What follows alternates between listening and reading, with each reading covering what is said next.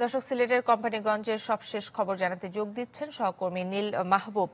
নীল, সিলেটের বন্যা পরিস্থিতির সবশেষ খবর আমাদের জানাবেন। কাকলি, ধন্যবাদ। এই মুহূর্তে দেখতে পাচ্ছেন আমি নৌকায় আছি এবং আমার চারপাশে থই থই পানি দেখে হয়তো আপনার মনে হচ্ছে যে আমি এই মুহূর্তে নদীতে আছি, তবে নদীতে নেই। এই মুহূর্তে আমি যে জায়গাটায় আছি সেটি কোম্পানিগঞ্জের একটি হাওর, এবং এই হাওরের নিচে যে জমিটা সেখানে কিন্তু ফসলের আবাদ হতো, সবজির আবাদ হতো। তবে এই মুহূর্তে এই পানিতে পাবেন হচ্ছে সুরমা নদীর মাছ, পাশাপাশি পাবেন হচ্ছে বানভাসী মানুষের দুঃখ। কারণ এই যে সুরমা নদীর পানি, সেই পানি সুরমা নদীর ধারণ ক্ষমতা কমে যাওয়ার কারণে সেই পানি কিন্তু এই হাওর এলাকায় আসলে জমেছে, এবং হাওর এলাকায় যখন জমেছে, হাওরের যে মানুষগুলো আছে সেই মানুষগুলো কিন্তু নানা ধরনের দুর্ভোগে আছে। প্রথমে একটি দুর্ভোগের কথা বলি, সেটা হচ্ছে সুপেয় পানির অভাব।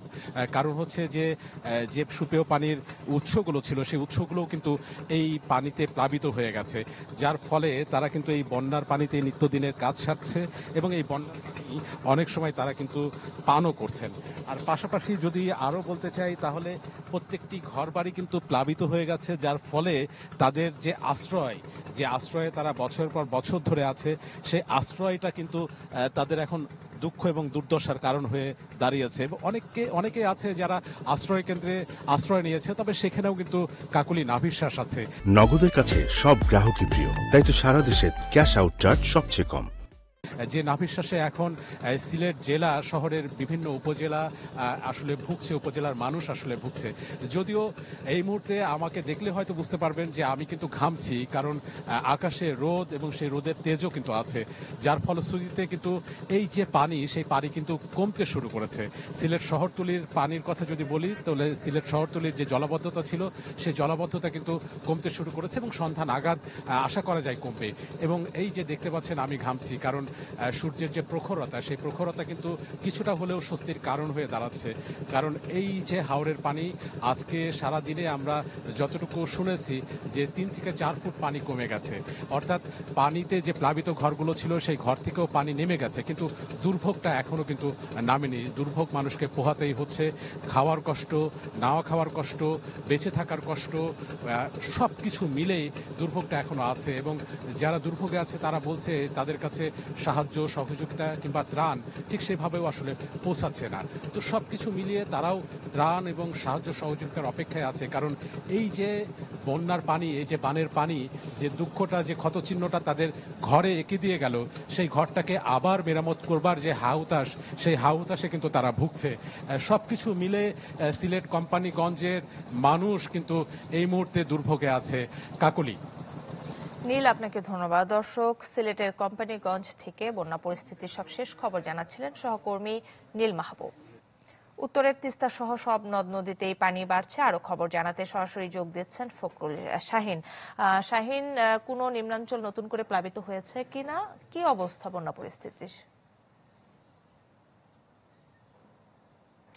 কাকলি, আপনাকে প্রথমে জানিয়ে দেই, সেটি হচ্ছে যে গত কয়েকদিনের টানা ভারী বর্ষণে এবং উজানের ঢলের কারণে কিন্তু তিস্তায় পানি অব্যাহত আছে বৃদ্ধি পাওয়া, এবং এর কারণে আমরা দেখেছি যে গতকাল থেকে রংপুরের বেশ কিছু উপজেলায় নিম্নাঞ্চল প্লাবিত হয়েছে, এবং অতি নিম্নাঞ্চল যেগুলো সেগুলো প্লাবিত হয়েছে। আপনাকে যদি বলি, সেটি হচ্ছে যে রংপুরের গঙ্গাচড়া যে উপজেলা আছে, বরাবরই একটু পানি হলেই প্লাবিত হয়ে থাকে। এবারও তার ব্যতিক্রম হয়নি। একটু পানির বৃদ্ধি পাওয়ার কারণেই কিন্তু সেখানে অনেক অতি নিম্নাঞ্চল প্লাবিত হয়েছে। এবং আমি যেখানে আছি সেটি হচ্ছে রংপুরের কাউনিয়া উপজেলার গদাই গ্রামে। এখানে আমরা খোঁজ নিয়েছি, সকালে পানি উন্নয়ন বোর্ডের সঙ্গে কথা বলেছি। সেটি হচ্ছে যে 12টার পরে যে আপডেট যে তথ্য, সেটি হচ্ছে যে এখানে বিপদসীমার 53 সেন্টিমিটার উপর দিয়ে কিন্তু পানি প্রবাহিত হচ্ছে, এবং আপনি এখানে দেখতে পাচ্ছেন যে এখানে ভাঙ্গন ইতিমধ্যে শুরু হয়ে গেছে।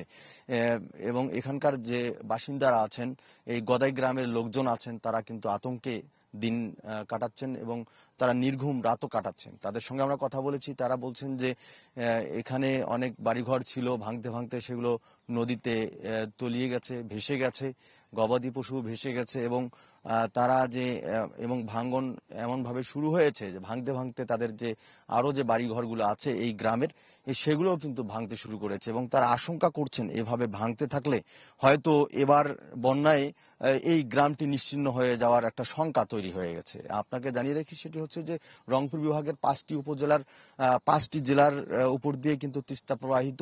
তার মধ্যে লালমনিরহাট আছে, রংপুর আছে, গাইবান্ধা আছে, নীলফামারী আছে এবং কুড়িগ্রাম আছে এবং এই 5টি জেলায় কিন্তু প্রতি বছর বন্যায় ক্ষতিগ্রস্ত হয় এখানকার মানুষজন এবং ভাঙন দেখা দেয় 5টি জেলার মধ্যেই এবং এবারও কিন্তু তার ব্যতিক্রম হয়নি। এই বন্যার শুরুতেই কিন্তু ভাঙন শুরু হয়ে গেছে এবং আপনাকে জানিয়ে দেই সেটি হচ্ছে যে গতকাল রংপুরের কাউনিয়া পয়েন্টে বিপদসীমার 20 সেন্টিমিটার ছিল, সেটি কিন্তু বেড়ে আজকে 50-এর উপরে উঠে গেছে এবং আপনাকে জানিয়ে দিই সেটি হচ্ছে যে এদিকে জেলা প্রশাসনের পক্ষ থেকে বন্যা মোকাবেলায় কিন্তু সার্বিক প্রস্তুতি সম্পন্ন আছে এবং পানি উন্নয়ন বোর্ডের সঙ্গে কথা বলেছি, তারা বলছেন যে এই যে ভাঙ্গন ঠেকাতে তারা ইতিমধ্যে জিও ব্যাগ ফেলছেন। তবে লোকজনের কিছু অভিযোগ আছে পানি উন্নয়ন বোর্ডের প্রতি, তারা বলছেন যে আসলে ভাঙ্গার পরে তারা আসেন এবং ভাঙ্গন প্রবণ যে এলাকা সেটি আগে থেকেই তারা যে ব্যবস্থা নেবেন সেটি তারা দেখেন না আসলে আগে বন্যার আগে। তবে বন্যায় যখন শুরু হয়, ভাঙ্গন যখন শুরু হয় তখন তারা জিও ব্যাগ দেন এবং এলাকাবাসী বলছেন তখন আসলে জিও ব্যাগ দিলে সেই জিও ব্যাগ সহ কিন্তু নদীতে ভেসে চলে যায়। তো তাদের দাবি যে বন্যার আগেই এই ব্যবস্থাগুলো নেওয়া হোক। তো এই ছিল এখানকার সর্বশেষ। কাকলি।